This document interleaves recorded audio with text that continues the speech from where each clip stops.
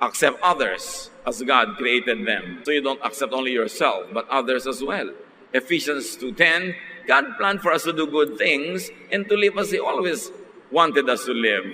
That is why He sent Christ to make us what we are. So pag na-appreciate mo na nilikha ka ng Diyos, at kung may pinayagan siyang sa tingin ng iba ay weakness, ay nandyan pa, ma-appreciate mo pa rin yun na merong katuturan at kabuluhan yun, din mapapayapa ang iyong loob. And you will stop struggling with yourself all the time. John 13:34-35, but I am giving you a new command. You must love each other, just as I have loved you. If you love each other, everyone will know that you are my disciple. Walang sumama kay Jesus na sinabihan niya, "Aba, magbago ka muna bago ka sumama sa amin. Perfect ka ba bago ka sumama sa amin? Wala ka bang kasalanan?" Tinanggap niya ang lahat. At sa pagtagal ng panahon, kapiling si Jesus, people improved and improved and improved in response to His love.